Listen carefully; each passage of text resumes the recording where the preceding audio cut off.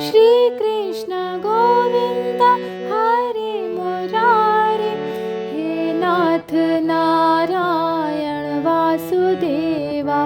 श्री कृष्ण गोविंद हरे मुरारे, हे नाथ नारायण वासुदेवा।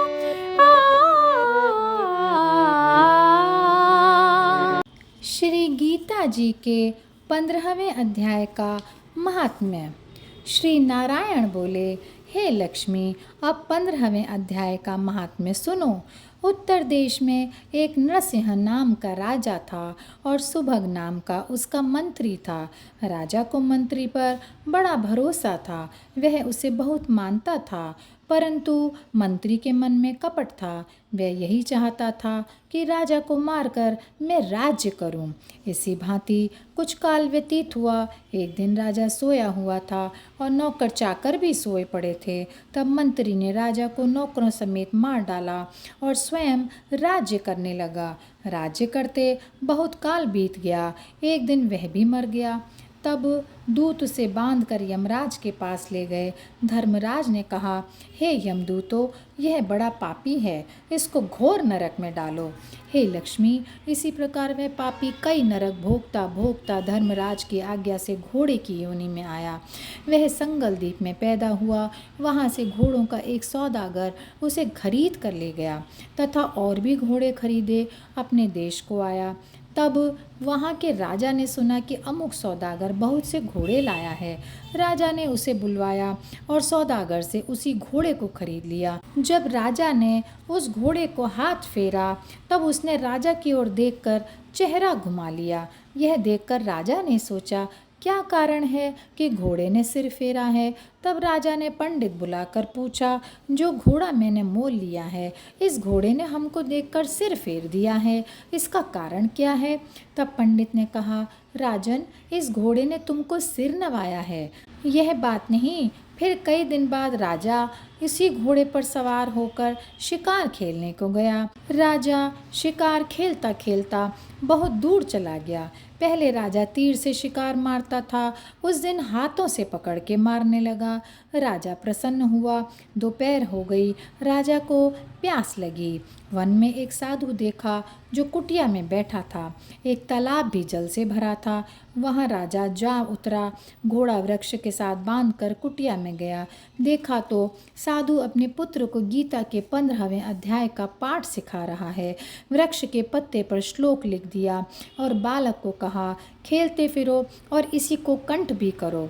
जिसके साथ राजा ने घोड़ा बांधा था, उसी वृक्ष के पत्ते पर श्री गीता जी का श्लोक लिखा था।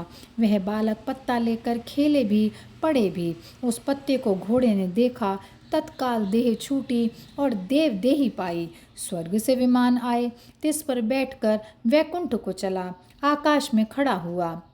इतने में राजा पानी पीकर बाहर आया और देखा कि घोड़ा तो मरा पड़ा है। राजा चिंतावान होकर बोला, यह घोड़ा किसने मारा, इसे क्या हुआ। इतने में मैं बोला, हे राजन, तेरे घोड़े का चैतन्य मैं हूँ। मैंने देव देही पाई है और वैकुंठ को चला हूँ।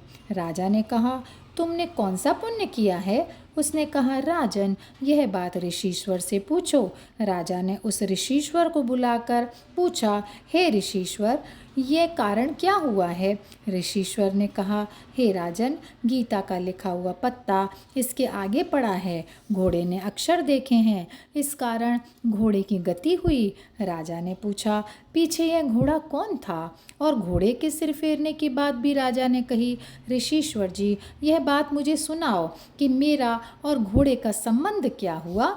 ऋषीश्वर ने कहा, राजन, पिछले जन्म में तू राजा था, यह तेरा मंत्री था। यह तुमको मारकर राज्य करता रहा, तो फिर भी राजा हुआ। यह मरकर धर्मराज के पास गया। धर्मराज ने धिक्कार कर कहा, इस पापी कृतघ्न को घोर नरक में डालो। बड़े नरक भोगता भोगता घोड़े के जन्म में आया। संगल द्वीप से आकर तेरे पास बिका।